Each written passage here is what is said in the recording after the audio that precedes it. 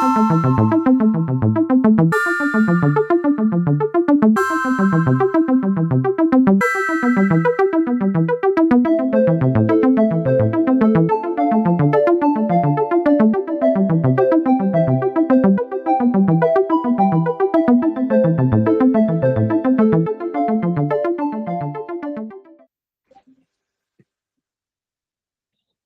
you go. So here I am here today with Mike Duncan. Let's just start with your bio real quick for some of our audience who may not know who you are. I've been listening for the better part of 15 years myself, but with our SpecFic audience, some of them may not be familiar with your work. Mike Duncan is one of the most popular history podcasters in the world and author of the New York Times best-selling books, Hero of Two Worlds, The Marquis de Lafayette, The Age of Revolution, and The Storm Before the Storm, The Beginning of the End of the Roman Republic. His award-winning series, The History of Rome, remains a legendary landmark in the history of podcasting. His ongoing series, Revolutions, explores the great political revolutions that have driven the course of modern history. And it gives me great joy to say ongoing again. Mm-hmm. And that is what brings us here today. Let's talk a little bit about season 11, the Martian Revolution. That's what we're here to talk about. It is. But before we get too far into that, actually, so there's one question Matt always wants to make sure everybody gets asked. And what's the first piece of speculative fiction that really hooked you? Sci-fi, fantasy, whatever, right? What got you started? Oh my God. Okay. So I'm like from the 80s, and like when I think about it, there was a bunch of paperbacks that my dad had, right? So like in the sort of the first run, which actually speaks to what I'm doing right now, like the original Foundation trilogy we had in paperback, and I read those when I was a kid. He definitely gave us Ender's Game, so I read that when I was probably like 7 or 8, and I still love Ender's Game despite Orson Scott Card not being my most favorite human on Earth, and I kind of don't pay attention to anything else he's written ever, but Ender's Game is still right there. And then also like there was a Vonnegut short story collection called Welcome to the Monkey House that had just like the weirdest things going on in it that I was like 8, I was reading these things, and like I probably had no business reading Vonnegut at the age of 8, but those are the 3 that like immediately leap to mind. And I still have the paperbacks of those. I saved all those, like when they moved. Like I snagged those. They're actually in they're in a bin downstairs. I keep them protected. Wait, they're not. It's like no, they're right up there. Hang on a sec. I'm going to turn my camera off for a sec. Okay.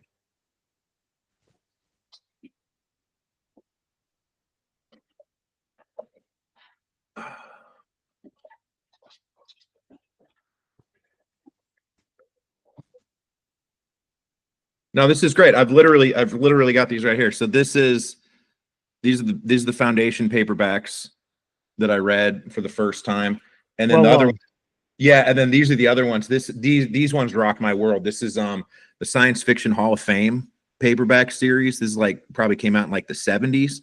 It's just a ton of short stories and like novellas and stuff, and like I mean these are so foundational to like my life that clearly I've still got them all right there on the bookshelf behind me all these years later.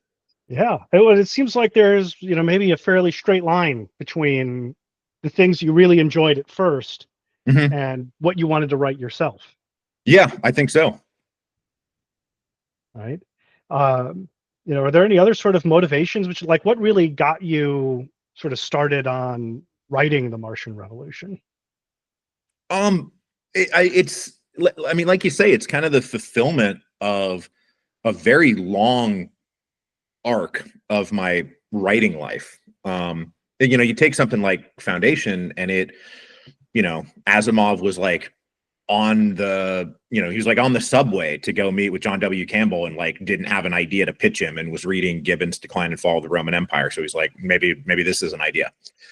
And so that idea of like using history and repurposing it for science fiction storytelling has clearly been in my head for like a very, very long time. And then, there's other stuff like the Dune series uses like entries from galactic encyclopedias and stuff like that. That stuff has always been rattling around. And when I went off to college, I wanted to be a writer, and I figured I would work in science fiction. By that point, I was reading a lot of Philip K. Dick, and he's really influential on me. And like, that's kind of the move I wanted to make. That's what I wanted to do. But I was not having any, so I started in the English department. I was going to be an English major, and just was not having a good time in the English department at all. I didn't enjoy it. I didn't enjoy breaking down texts. Nobody that was around me. It was sort of the beginning of like people in their 20s writing memoirs. And I was like, why are we writing memoirs? Like, you can do anything. You're 22 years old. Like, dream bigger than just talking about your own life. And so I bailed on the English department and went to study like political science and philosophy, because all of these authors that I really liked and admired were really literate and really well versed in history and politics and philosophy. Like, if I want to be Vonnegut, if I want to be the poor man's Vonnegut, yeah, engage in philosophy. So I was like, I'll learn that stuff, and then the writing will come naturally to me, because I've always reckoned that I've got some native writing talent. And so if I get the material together, then I can go off and do this thing. And what happened to me though, is I really fell deeply in love with history, like deeply, deeply in love with history, because it is this other like great love that I've had since I was a kid. And so I come out of school and I'm just like, I'm binging all of these like ancient texts. I'm binging Livy, I'm binging Polybius, and sort of in my head, this is all still like I'm gaining material to use. And then one day I just like, well, what if I just did a podcast that was the complete history of the Roman Empire, because such a thing doesn't exist. And there's all these great stories buried in here. And so instead of moving it to fiction, I just went down the nonfiction path. And I've been doing, I've been writing narrative nonfiction for, like 18 years now. Like, the first episode of the History of Rome was back in 2007. And I love it. Like, it's been great. It's never been like, oh, gee whiz, I wish I had done fiction from the beginning and I regret having started this. Like, that's not the case at all. Like, I love it. But at this point, or by the time I was doing Revolutions, I did start to form this notion of a really cool thing to do would be to take everything that I have learned about revolutions and will learn about revolutions and turn it into a fictional futuristic revolution. And then that will be me finally doing what I thought I was going to be doing when I was like 18 years old. Yeah. What's the response been like? I mean, very unscientific approach. It felt like maybe people were a little suspicious to begin with, but I think most of them have come around. Yeah. I mean, it's there. There's definitely a group of fans who come to me for nonfiction. They come to me for history. And that's what they want me to do, and that's what they're interested in. I don't think, there were some people who were like actively mad at me, but you can't. But like, as we know, like online, you can't say I like pancakes without somebody saying like, oh, so you hate waffles. Like, there's just going to be people who hate anything. But I think a lot of people earnestly are just like, I don't want to listen to fiction. I don't want you to do science fiction. So like, I'm not going to listen to this, and I wish you were doing something else. But like, when you come back and do more history, I'll come back around, and that's fine. That's, a totally fair choice.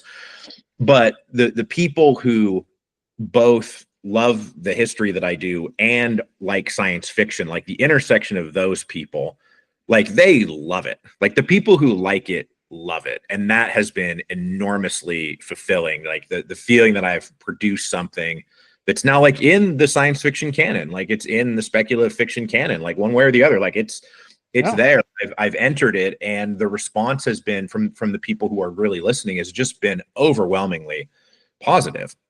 And I think that's the difference, is like, there's people who just don't listen at all, but the people who do listen, I'm not really getting a lot of, this is terrible, and that's why you should go back to history, which has been very gratifying. No, absolutely. And I know certainly, from our side, and obviously I'm more the historian, but, Matt and the editorial team, they'd never listened to History of Rome or Revolutions, right? And I know Matt started, but he had to listen to the Martian Revolution first, right? That's what convinced him that listening to the history part could probably be pretty fun too. Amazing. that's right? great. And yeah, I am now encountering people who their first experience with me is the Martian Revolution, which is kind of written for people who spent 10 years or whatever, like binging 350 Yeah. episodes of Revolutions, like, and now so people are doing the Martian Revolution first and then going back, and they're going to find like, oh shit, Vernon Bird is just Porfirio Diaz. I get it Yeah. now. Yeah. Well, and sometimes I guess we're having a little bit of that. It's kind of to grab the cultural zeitgeist a little bit, like the people who know Jack Black from like School of Rock and the people who now know Jack Black from the Minecraft movie. Like, Yeah, exactly. it's like, okay, And all of this is valid. honestly, like, it feels great, you know, like as a writer, you know, we're all notoriously thin-skinned and insecure, and like, you know, it could all, you know, I could wake up tomorrow and not be able to do it anymore. Like, that fear kind of like hangs over our heads at all times. So to be at this sort of like middle age of my career and still making things that people are like, oh, this is really good, absent any other like interaction with me, I've lived another day, and that's great.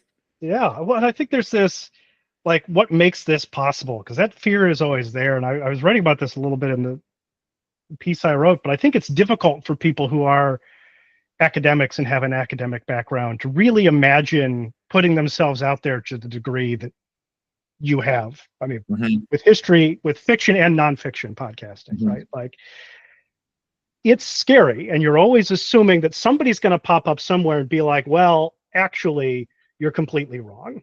Yep. Right. And like, from an academic standpoint, it's like, okay, well, great, my career is over. Like, you know, I have to go hide in a hole for the next 10 to 15 years and never do anything again. And so it's like bridging that gap, right? Because I know some people feel like maybe they're a little surprised, right? Like, oh, he's not a professionally trained historian. It's like, I think maybe there's a couple more people who are starting to do these sorts of more popular things now, but like, most of the academics are too scared to put themselves out there. Yeah. I mean, right, like, knowing what people will say, right, knowing that people will take issue with all of it, right? It's too simple. It's like it's not nuanced enough. You haven't captured what's really happening with, you know, whatever. And all that exists. And, you know, the reason I started doing it was a classic case of like sheer ignorance about what I was doing and who would actually live. I mean, I was just like sitting in my apartment, like, you know, taking copious notes. Like, I'm a good student, I'm a bright guy, like, and I've got good communication skills. And so I'm putting this stuff together. Like, those early episodes of the History of Rome, like, you know, I was going over the moon when 100 people subscribed to it. Like, I didn't know it was going to be a thing.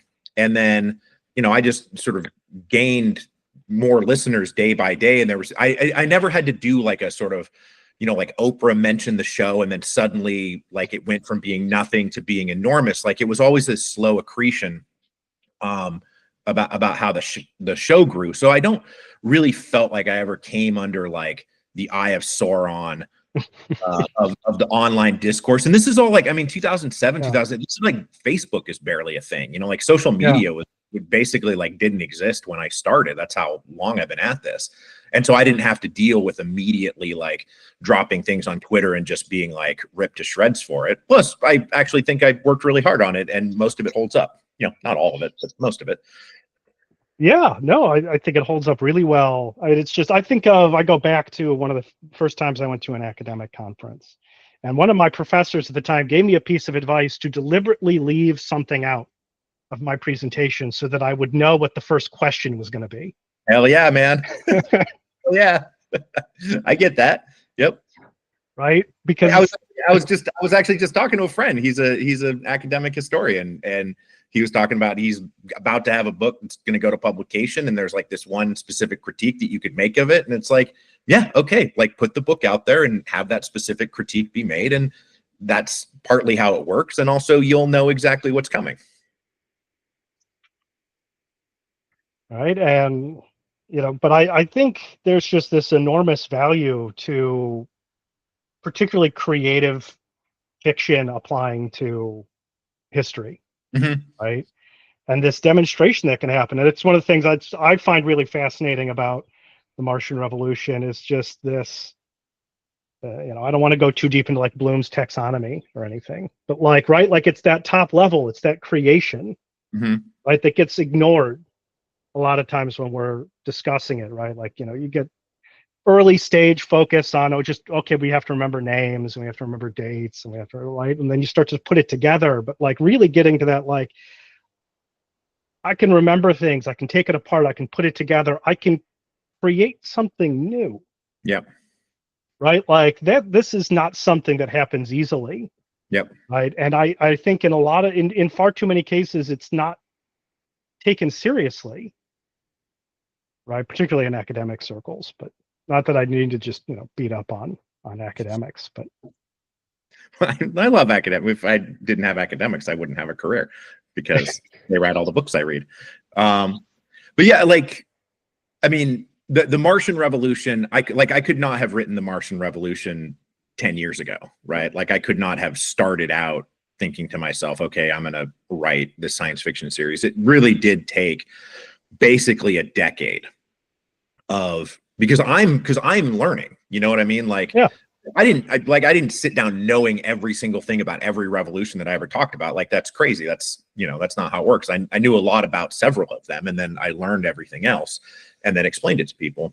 And so, yeah, it really was only after 10 years of marinating my brain in this stuff that it did start to come together in a way that was easy for me to tell the stories. And I have a sort of a storyteller's brain. I'm more of a storyteller than I am like anything else in terms of like what I'm doing in this world. But when it came time to actually sit down and start putting this stuff together, a lot of it came, like the creation part of it came easily, like pretty easily. And because I knew that the building blocks were there. Like, I understood the structure of revolution. I understood the types of people who would show up. I understand the types of conflicts that they inevitably have and what people would say at different times and how people are going to respond. And like, so a lot of this stuff was just kind of sitting down. Like, I have like a 30-page, like I did this all longhand at one point where I just like brain dumped like 30 handwritten pages. That's basically the course of what the Martian Revolution turned into, that just flowed out of the pen, because like, and then this happens in revolutions, and then these people show up, and I just got to give them silly names and put them in spaceships, and we'll go from there. Yeah. And is there, let me put this, the level of applicability to sort of the current day, right? There's always this level, it's like, okay, nothing's ever exactly the same. Fair enough, right? And also, if you were trying to write something that was predicting the future, it would probably be much farther from the mark than it actually turned out being, right? Like, I think that this underlying level of, because this is the way things happen, it sounds a lot more like what's happening, right? I know you've gotten some bounce back, right, on Twitter and that sort of thing. But like, how are you sort of seeing that playing out? And I guess, how do you feel about that sort of intersection with reality?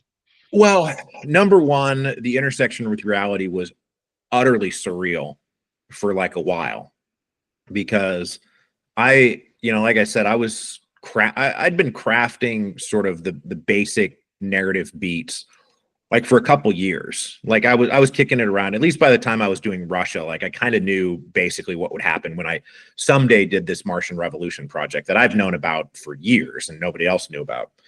And so there was this stuff, because a lot of, like, we know this science fiction, speculative fiction is talking about the future, sure, but it's talking about the present. Like, yeah, we are addressing the present when we're using science fiction as the backdrop for basically social commentary a lot of the times. And that's what I planned to do. And I wanted it to have satirical elements, and I wanted it to have social commentary elements to it. And so there are just things that have been in the political zeitgeist and the social zeitgeist about, mass layoffs and deportations and the sort of the tech oligarchs and their mentality of like move fast and break things. And having that be like, well, the only thing they really broke was like 130 years of like labor regulations, right? That's the thing they broke in all of this. They didn't, They didn't, when Uber came along, they didn't invent people getting into cars and being driven around from point A to point B. They eliminated any sort of worker protection that was involved in the taxi cab services, even if they were corrupt and all that. But like, so I wanted to feed this into, I wanted to feed this into the show, and I wanted it to be run by a corporation with like a mad oligarch. And then by the time I'm putting this out there in October of 2024, this is right leading up to the election. And then the election happens, and then Musk comes into the picture with like Doge, and they're doing the things that I had just written about. And by now, episodes are coming out of so you can timestamp this stuff. Where like the episode on the new protocols is like 4 weeks before like Doge is announced, which is almost exactly the same thing. So this was driving me insane, because this is all bad stuff. Like, I'm writing about bad, terrible things happening to like this society on Mars, and then it's literally being inflicted on us here today. But it's absolutely not the case that I was like, I'm not trying to write about the present. Like, it's all over. Like, I'm absolutely trying to write about the present, because Vernon Bird, like, if you haven't listened to the show, this is very early on, but he's he's this guy who's taking life extension drugs. And so he's been the CEO of Omnicore for however long, like 130 years, because he's taking these life extension pills. And yes, that's Porfirio Diaz from the Mexican Revolution, who part of the problem with the reason the Mexican Revolution broke out is because there was this gerontocracy. But that is also, Vernon Bird is like the current state of our political leadership. It's Biden, it's Trump, it's Bernie Sanders, it's all these people who are like 80 years old, who are still in charge of our country, whose minds were shaped by like stuff that was happening in 1955, who just have no idea really how to engage with the real problems that we are facing here in the 21st century, just because they are so freaking old. And that gerontocracy aspect of our own present society, that is also put into Vernon Bird very purposefully. Yeah, no, absolutely. And I know, we see, I mean, the problems with this, all the time. I was thinking about that as well, with like the parallels of, they just become more and more divorced from reality. And, I think I was just watching the Trump's interview, where it was ABC News, and they were talking about Kilmar Abrego Garcia, and Trump didn't seem to quite be able to figure out that the MS-13 had been photoshopped onto the guy's hand. I honestly think he doesn't. No, his brain is slurry. His brain is not fine. And I don't mean, like, I hate Trump, obviously, because I'm like a sane human being, but like, his brain is done. It's cooked. He's out to lunch completely. Biden's brain was cooked. He was out to lunch entirely. We know this now. Like, they were covering it. It's legitimately a scandal. Like, how much we're covering up the fact that we did not have a president for like 4 years because he was too old and his brain was gone. And if you're watching this and you're like, should I listen to this guy or not? Like, just know that my life extension drugs are not like fountain of youth stuff. It's not where you get to like preserve yourself and be a certain age and still be vigorous. It's like, it keeps you alive. That's all it does. But your body is still like it's kind of decomposing, and your brain is still decomposing. It's just it's literally just you're alive. And I feel like a lot of these people that are in charge of the world are just alive, and that's it. Do you feel like, obviously, there's the life extension drugs? Do you feel like there are any other couple like pieces of the Martian Revolution that are like really like applicable that way? Like, this is very deliberate in terms of being able to pull in some more of these historical allusions? Yeah. Well, the new protocols are also like the thing that sets off the revolution, basically, is these are reforms that are going to be happening, but they are implemented in such a haphazard, forced, arbitrary way that I do feel like speaks to a lot of people's experiences for my whole life. Like, I'm 45, and this notion of people like sort of the private equity people coming in, buying a company, like parting things out, laying a bunch of people off, like creating all of this havoc and dislocation in people's lives just so that they can like make this little entity like a little more efficient. Like, that's not necessarily just things that are happening today. And obviously I didn't I did not expect Doge to become a thing. But Sure. that kind of like arbitrary mass layoffs are a thing in the Martian Revolution. The thing that people actually really loved was he does a complete overhaul of like the software systems, because he's going to have new software systems and they're going to be better, but like they weren't properly vetted, they weren't tested, like, and they were just pushed out onto everybody, and they're full of glitches and they're full of bugs. And like, Yeah. like I got so many like tweets and emails from people that are like, yes, this happened at my company, like this, and it was awful because like a new CEO came in and they're like, we're gonna switch to this new management software, and the new management software is terrible and everybody hates it. And then, you know, the big one, the one that was around like forever, is the fact that when you get laid off in the Martian sense, like if you're living on Mars and you get laid off, you can no longer interact with the society that you are living in, because everybody's got skin chips, and the skin chips, like, that's how you get access to the commissaries and to the restaurants and the bars. That's how you open doors. And if your skin chip gets turned off because you've been laid off, you literally cannot interact with society anymore. You can't live. And what is meant to happen to these people is they're meant to be loaded up onto ships and deported to Saturn. Like, that's your next step.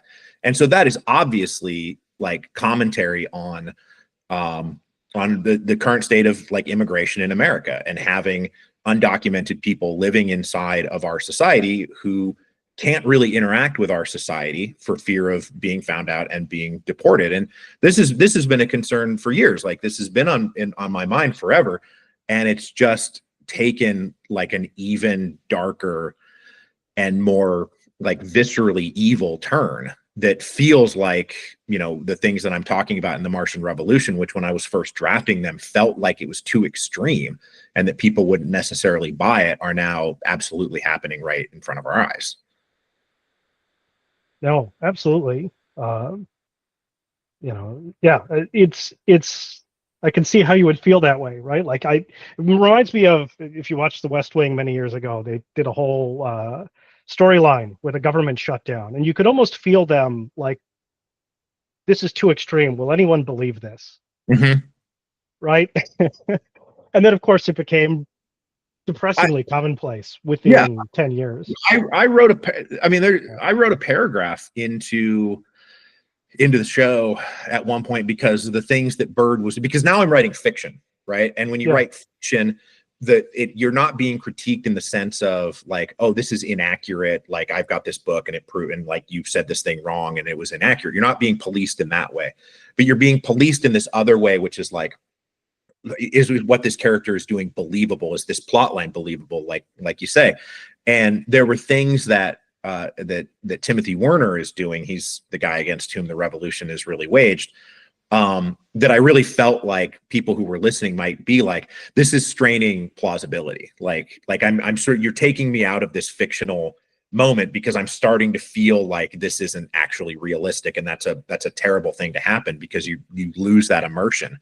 And so I deliberately wrote a paragraph in. It's like, here's the thing about history, is that we have seen time and again instances of political leaders doing like stubbornly doing things that are absolutely stupid, that look stupid at the time and were stupid in retrospect, and had all these terrible knock-on effects, right? Like, if you think that what Timothy Werner is doing right now is implausible, then you clearly haven't studied history, because that is the stuff of history.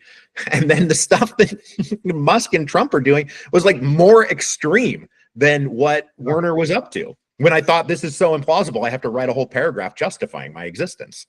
Yeah, well, it's the things you don't know that get you. I think I the other part of, you know, I studied history, but I ended up working in tech companies last, 7 years or so, and so the software thing ended up really fascinating me, because it was like, you'll hear engineers talk about this all the time. It's really dangerous to completely rewrite your code base, Mm-hmm.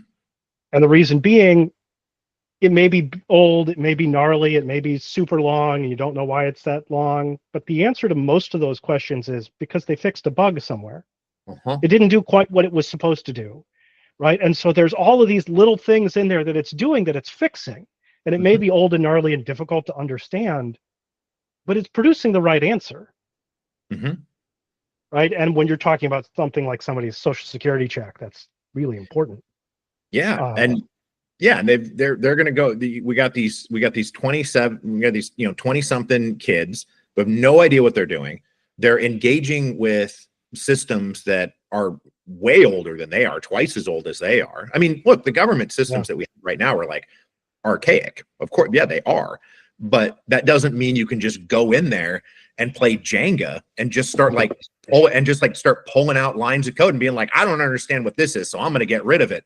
Yeah. And that was like this. Yeah, it was like this little wedge that was holding up like this whole pillar. It did something important. Yeah. Yeah, it just doesn't look like, and this is a lot of it, and this is some of what is written into the Martian Revolution too, is people who think that they're smart, and they've been told that they're smart, and they've always felt like they were the smartest kid in the room wherever they were, and that means that anything they do and anything they think must be smart. Like, I am smart, therefore what I do is smart.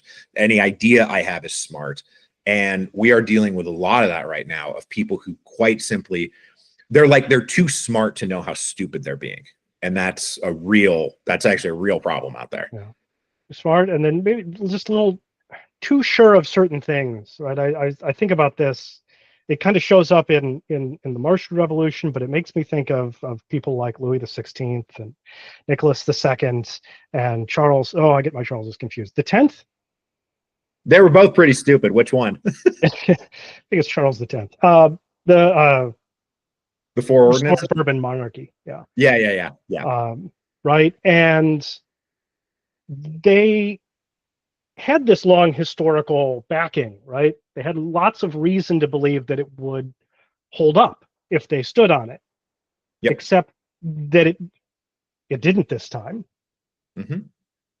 Right? And it makes me almost I want to have a little compassion for some of them, because it's almost like you want to go, oh, these people are idiots. They should have known. And to a certain extent, maybe some of them should have known some of it, but it's like you can kind of maybe start to understand why they thought they were on much more solid ground than they actually turned out to be. Yeah. And I've always, and one of the things that I think has helped, like, revolutions and the history of Rome be good, and one of the things that I think has helped when I've gone off to like write my own stories here, is that trying to understand what people's motivations are and what worldview they're coming from. Like, Tsar Nicholas was not thinking to himself, like, I'm an evil tyrant who oppresses the people because that's what we do, and I'm the Tsar. Like, no, he was like a fairly well-educated guy who lived in a bubble, like just a bubble, had like no contact with anything outside of like the imperial family and a couple of like aides who are managing his life. Like, just has no idea what is happening out there, and believed that he was the steward of this monarchy that had been ordained by God. Like, the Romanov dynasty was like 450 years old by the time it winds up in his lap, and he's sitting there thinking to himself, like, I'm God's ordained steward of this thing, and that's what needs to be protected. Even if I'm being criticized, like, I have to be strong and see this thing through, because that's my job. Like, that's why I'm here. And so I can understand Nicholas on that level and like what he was doing, even if like you look at it and you're like, my God, you're being an idiot. Like, my God, are you doing the wrong thing over and over and over again? But he didn't see it. And I did try to give that to Werner a little bit too, of him just being so convinced that what he was doing would eventually work out for the best, because that's also a part of it, is you think if you push through this adversity, everything will work out for the best. And sometimes that's true, and you are pushing through adversity towards like a much better future. And sometimes you're just driving yourself into the ground, and the adversity is taking you nowhere. It's just taking you deeper into the hole. Yeah. Oh, and I think that is a huge part of what makes fiction like compelling. Mm-hmm. Right? Can you find those moments to like really humanize people? Not necessarily that makes them not a villain. Right. Yeah, no. Yeah.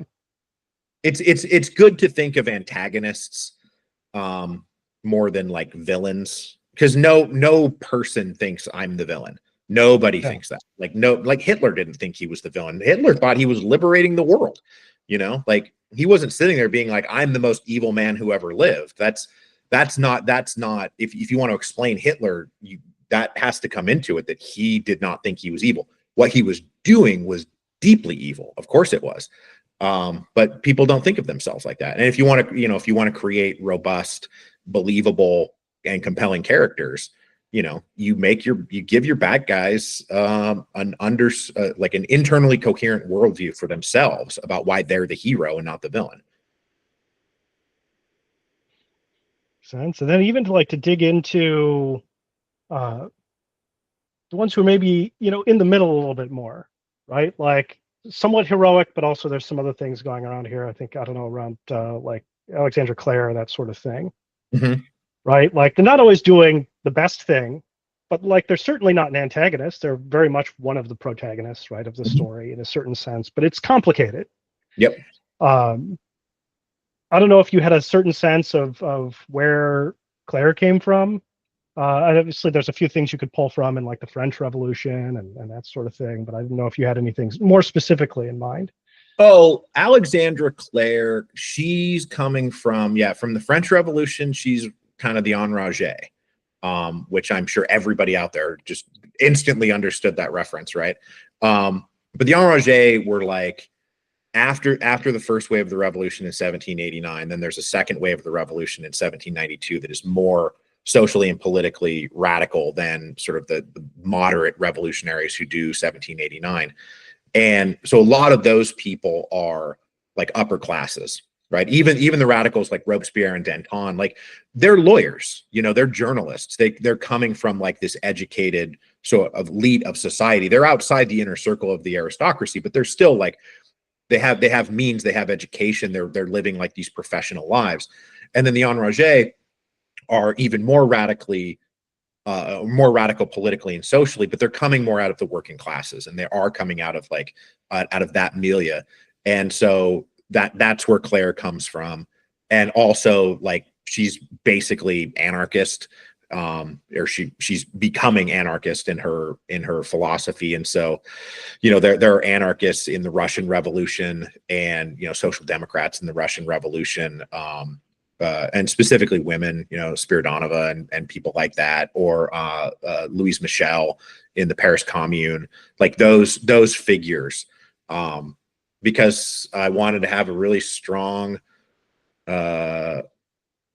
female anarchist in the show. Like that was the thing, and that's where she comes from. And Claire, like, just so you know, like once you listen to the whole series, like she's the moral center of the show. Like if anybody, I think everybody else is more compromised than she is morally, and that'll become more apparent as the series wraps itself up.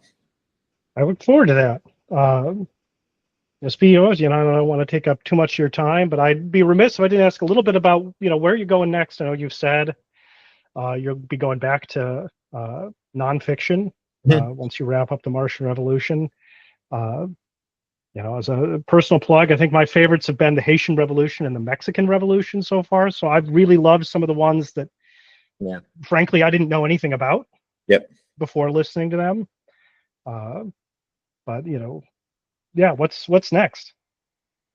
Yeah, I am. So when the Martian Revolution wraps up, I got another book that I'm also writing about Roman history, this particular period of Roman history where the empire almost collapsed, but instead of collapsing, managed to save itself, which I think is a relevant story for today as well. And then I'm going back to doing revolutions. Like I'm going to tackle all the 20th century revolutions, like Irish independence and, Cuban Revolution will be in there. Probably I'll do Algeria, like the revolt against the French in Algeria for sure. So that stuff. And then, like my life is history, right? That's my life and career is history. But now that I've opened up this wedge, of fiction, I'm definitely going to try to come back and do more stuff like this. I definitely would like to adapt some of this for film and TV. That would be a nice thing to do. And then the Martian Revolution world, it kind of baked into it already is the possibility of there's a spinoff that will be coming, or there's the possibility of a spinoff, and then also a sequel if people were interested. I might come back around for the sequel, which is baked into it. And if people, Yeah. you know, those with eyes to see, when the sequel comes out, they'll be like, oh, that's why that's what it was that whole time in the Martian Revolution, because I've kind of known what a sequel would be and what it would look like, and it's a little bit already baked into this series, kind of little breadcrumbs I can pick up later. Oh, very nice. No, that's exciting. So you haven't, felt like you've had enough of fiction. You No, would come back for more. yeah, I definitely do, because I mean, like I say, I have literally zero regrets about the course of my life and career. It's been like I'm living a dream life over here.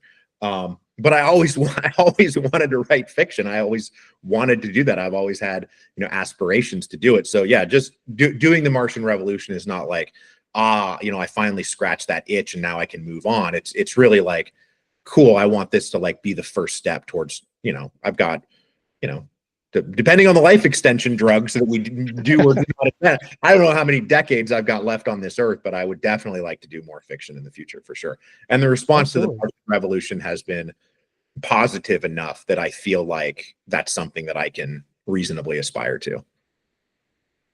Oh, fantastic. Is there anything you feel like I've missed that you really wanted to talk about here, especially around the Martian Revolution? No, I think we walked through it pretty well. I think what you guys are doing is great. I'm really happy that, you had me on to talk about this. I thought the piece that you wrote was fantastic. I loved it. Because it's nice to read a positive, it's a positive review, which is always nice because we're thin-skinned and insecure. And so positive reviews are great. Yeah.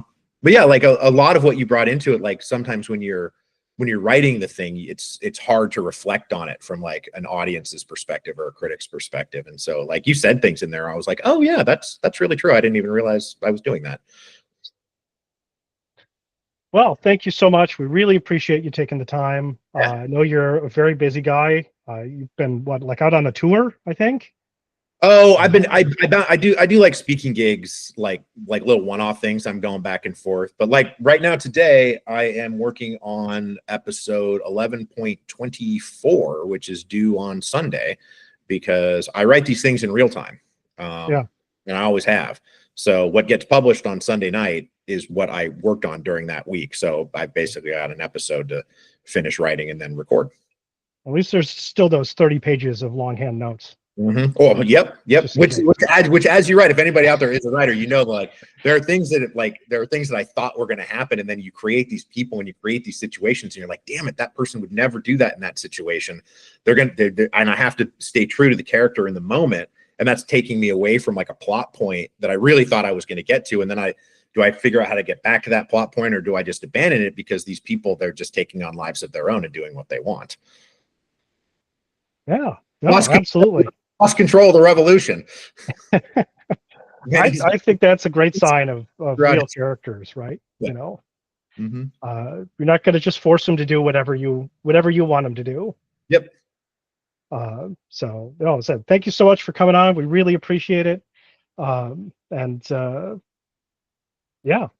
it's been a pleasure. Thank you very much. Hello, Earthlings. I want to start first off by thanking Mike Duncan, Timothy Johnson LaBarbera for having this lovely conversation as part of our broadcasts. I want to point you all towards Mike Duncan's podcast, Revolutions. The new season on the Martian Revolution is a delight, and if you haven't yet listened to it, you totally should. Also, I'd like to point you towards the essay we published in Volume 2, Issue 1, Revolution, Creation, and Speculative Fiction by Timothy Johnson LaBarbera. It's all about what Mike's doing in this awesome podcast. Thank you all for tuning in, and we hope to see you here next time.